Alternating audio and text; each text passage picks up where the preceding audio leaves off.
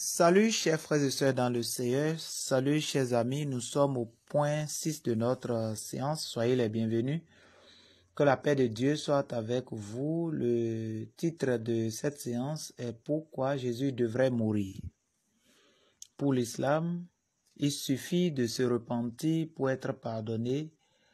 Dieu ne demanderait pas le sacrifice de Jésus pour que nous soyons pardonnés.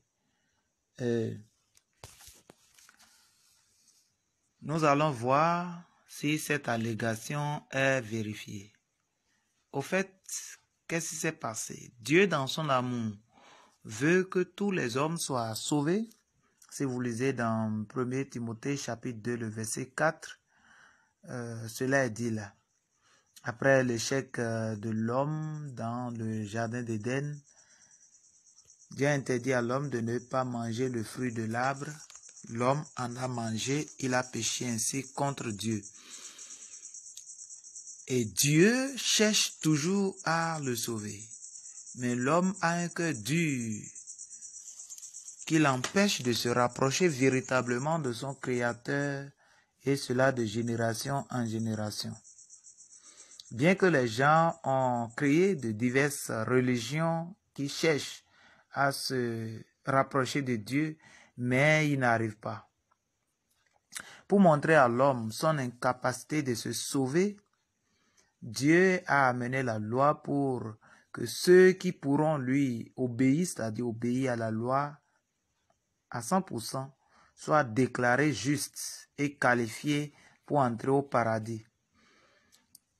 Mais ceux qui ne pourront pas obéir totalement à la loi, qu'ils soient maudits. Alors, si vous lisez dans Deutéronome chapitre 27, le verset 26, vous allez comprendre cela. Mais tous les hommes ont passé à côté. Aucun homme n'a pu obéir à toute la loi. Tous les hommes sont des pécheurs, ainsi que tous les prophètes. Aucun prophète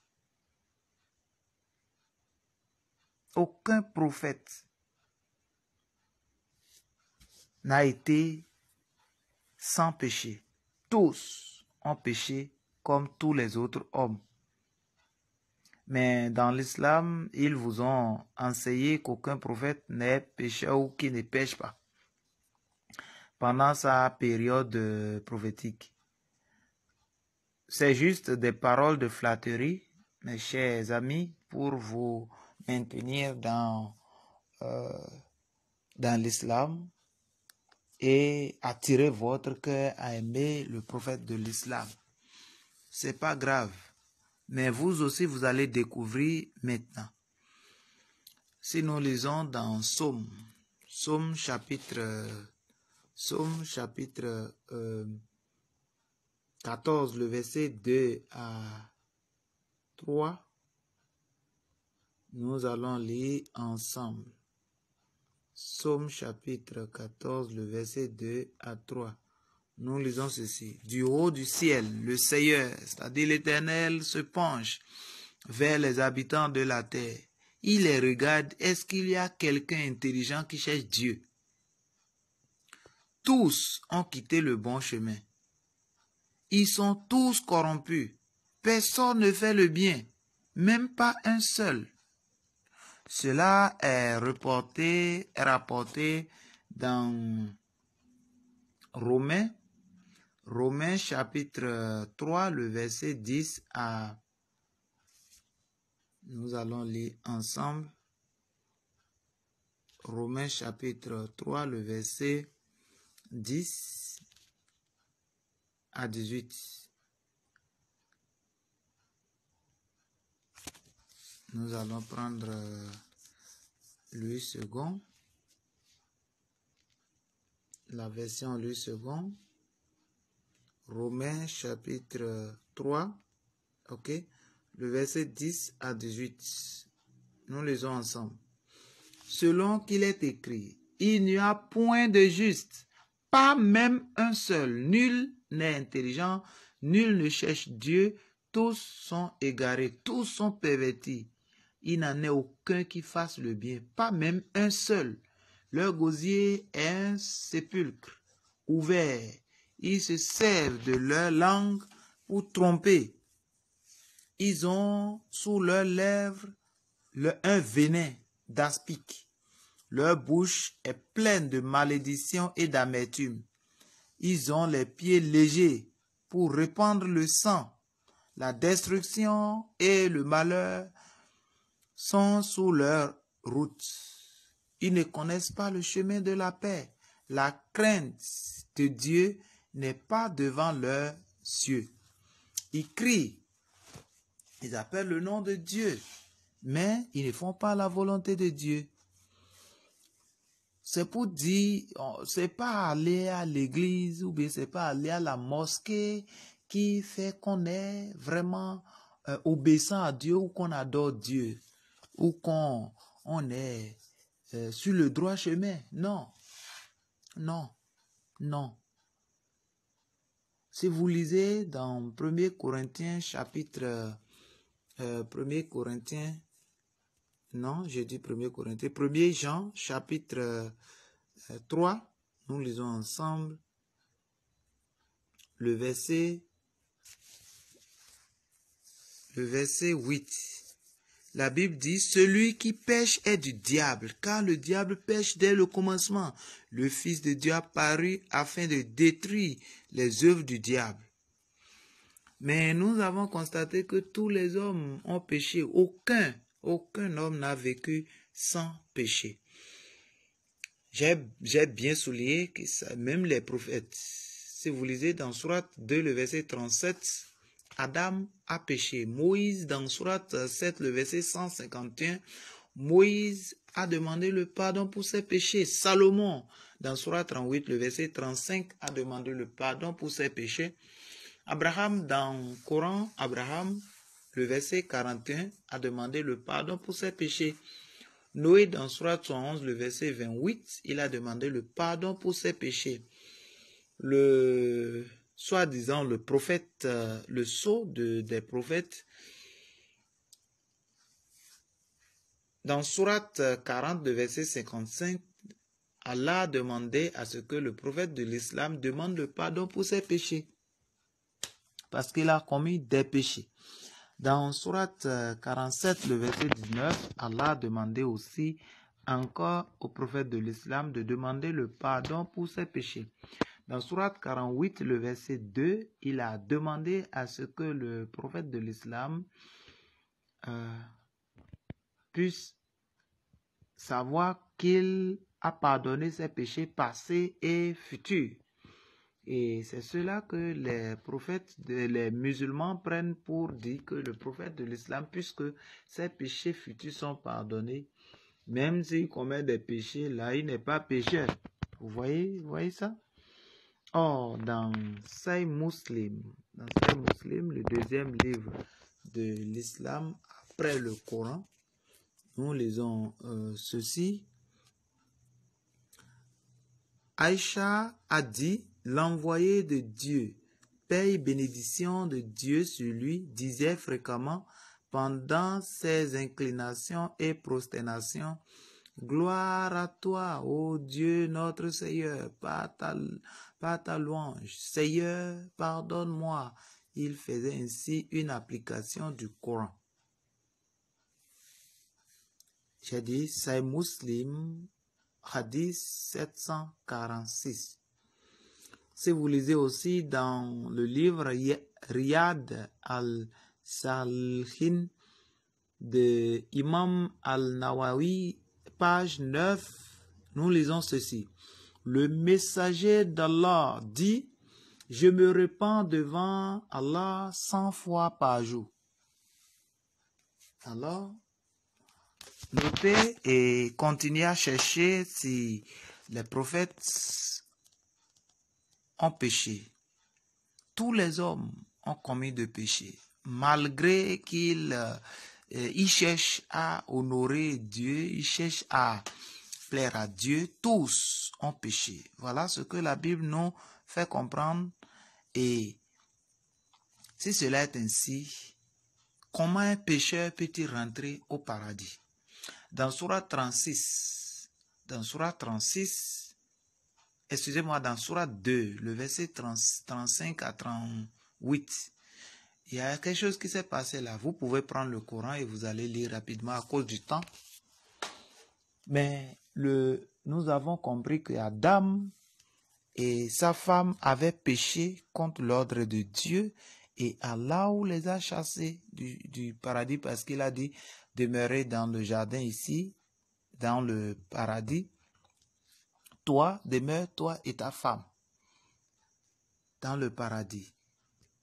Et faites attention à ce que Iblis ne vous fasse pas glisser, vous fasse sortir de ce paradis. Mais ils n'ont pas fait attention et Iblis leur a dit de manger l'arbre, le fruit de l'arbre que Allah a interdit. Ils ont mangé et Allah a dit sortez d'ici, vous serez ennemis les uns les autres. Les musulmans ne savent pas que le péché originel est dans le Coran. C'est dans le Coran, dans Sourate 2, le verset 35 à 38. Il dit, sortez d'ici, vous serez ennemis les uns les autres. Si c'était à Adam et Ève seuls que Allah parlait, il allait dire, sortez d'ici, vous serez ennemis l'un l'autre. Mais il dit, vous serez ennemis les uns les autres. Donc les autres, les exégètes ont dit qu'il s'agit bel et bien des descendants d'Adam sont aussi inclus dedans. Tous les hommes qui sont nés d'Adam et Ève sont tous des pécheurs. Bien, il dit, sortez d'ici, vous serez ennemis les uns les autres. Mais est-ce que après qu'il les a pardonnés dans le verset 37, il les a retournés au paradis? Tous les musulmans savent que Allah ne les a pas retournés au paradis. La question est de savoir pourquoi il ne les a pas retournés au paradis. Bien que leur péché leur a été pardonné, ou bien Allah n'a pas pardonné leur péché. S'il leur a pardonné leur péché, alors pourquoi ne les a-t-il pas retournés au paradis? Est-ce que vous vous êtes posé cette question une fois? Alors c'est ce qui empêche, au fait, même si on dit Allah est miséricordieux, pardonneur, bien que le péché soit pardonné, il ne retourne pas au paradis et cela ne garantit pas l'accès au paradis. Non, non, non, non, non. Parce que Adam et Ève ont une dette qu'ils doivent payer avant de rentrer au paradis à nouveau. Vous comprenez ça? Bien. Ici, Allah a donné des conditions pour pouvoir rentrer au paradis dans Sourate 101, le verset 1 à 11. Nous allons lire ensemble. Sourate 101, le verset 1 à 11. Qui dit ceci? Le fracas. Qu'est-ce que le fracas? Et qui te dira ce qu'est le fracas? C'est le jour où les gens seront comme des papillons éparpillés et les montagnes comme de la laine cardée. Quant à celui dont la balance sera lourde, il sera dans une vie agréable, c'est-à-dire au paradis. Et quant à celui dont la balance sera légère, sa mère destination est un abîme très profond. Et qui te dira ce que c'est? C'est un feu ardent. Et si le Coran dit pour rentrer au paradis, il faut que chaque jour, les actes que tu poses, les paroles que tu dis, les actions que tu fais, les actions, oui, que tu fais, soient pesées, mesurées. Si ce que tu fais chaque jour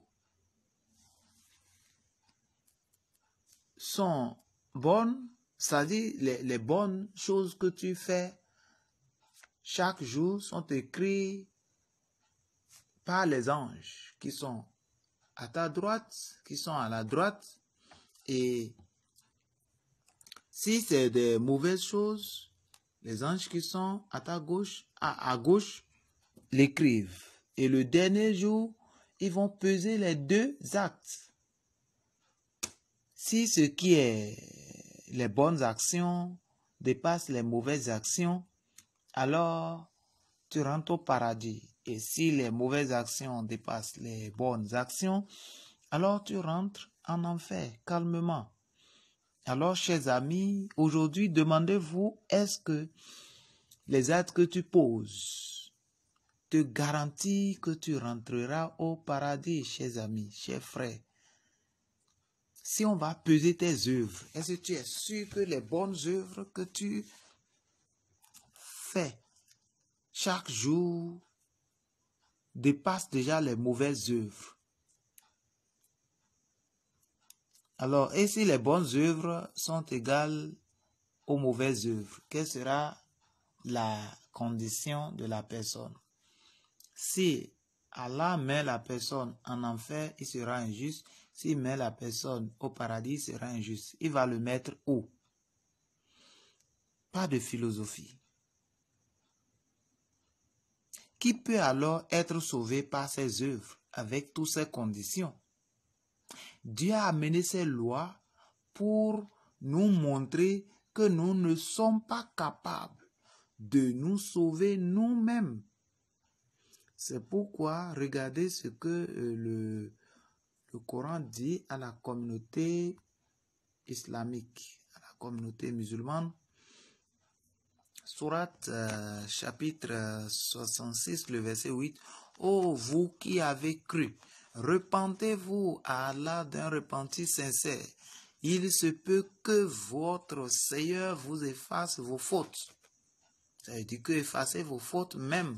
Donc vous dites Allah est miséricordieux, pardonneur, ce n'est pas garanti.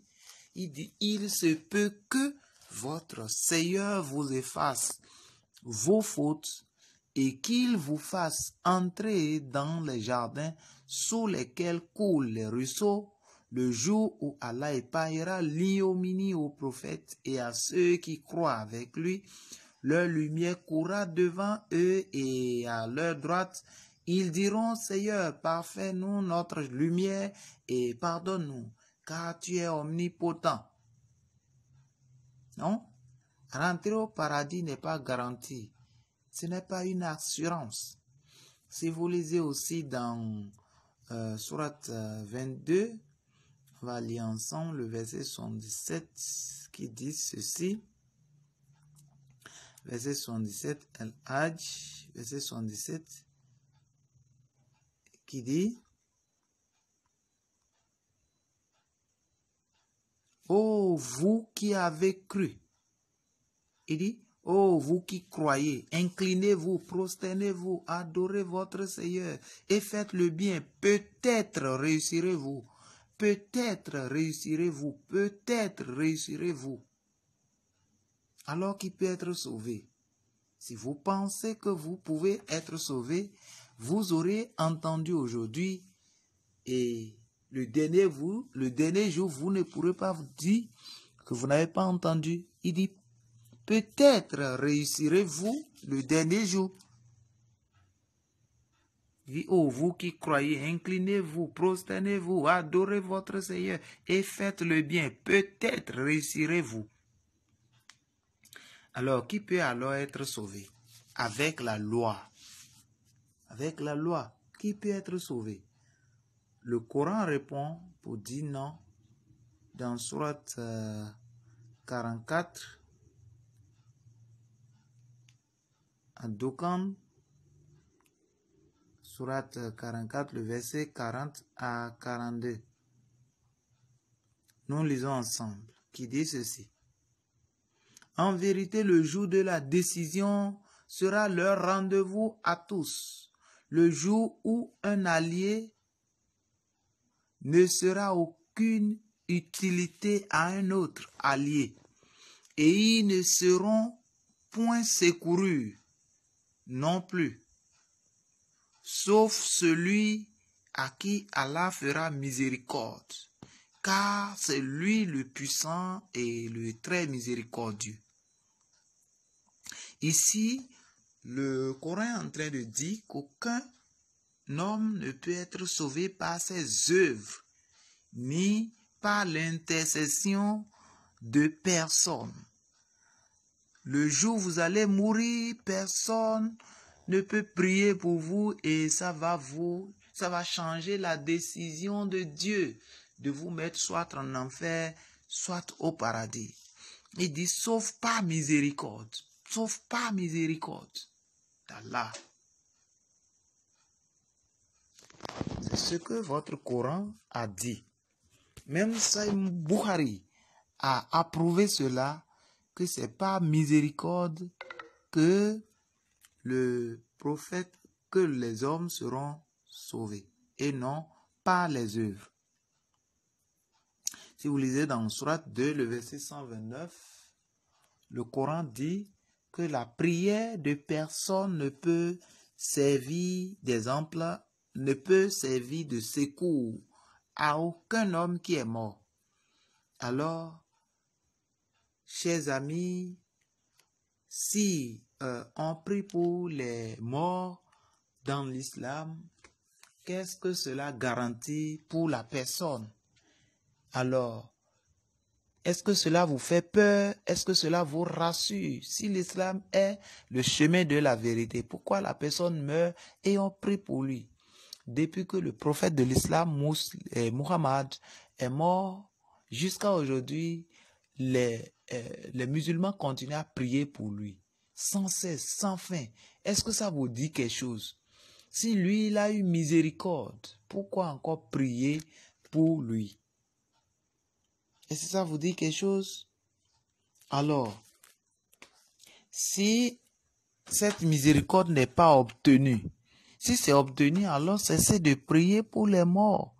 Et si cette miséricorde n'est pas obtenue, cela veut dire qu'il y a quelque chose qui cloche, qu'il y a quelque part où vous n'avez pas compris comment obtenir cette miséricorde de Dieu.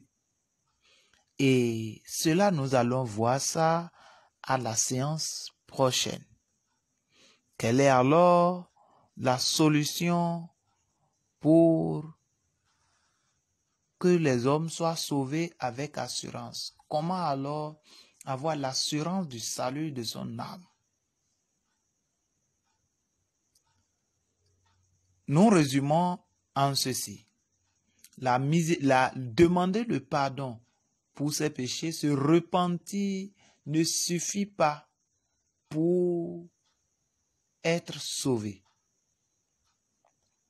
Sinon, tous ceux qui meurent dans l'islam seraient déjà sauvés. Mais vous continuez à prier pour eux. Cela prouve que le salut n'est pas garanti par l'islam. Non. Alors, Adam et tous les prophètes ont péché, ont demandé le pardon pour leurs péchés, mais aucun d'eux n'a trouvé la face de Dieu. Aucun d'eux n'a été sauvé. Aucun d'eux n'a eu accès au paradis. Aucun homme, même les prophètes, aucun prophète n'a eu accès au paradis. Tant que le paiement de leur dette n'a pas eu lieu, aucun d'eux ne peut rentrer au paradis. Aucun. S'ils vous racontent des histoires, sachez que c'est pour vous maintenir dans l'islam. Alors, il faut que la dette soit payée avant que le pardon ne soit obtenu, avant que le salut ne soit garanti. Je vous invite à suivre la deuxième partie pour voir la solution que Dieu a préconisée pour que tous les hommes soient sauvés et que la dette soit payée et de façon définitive afin que chacun de nous ait l'assurance pour le salut de son âme. Merci beaucoup pour votre écoute. À très bientôt.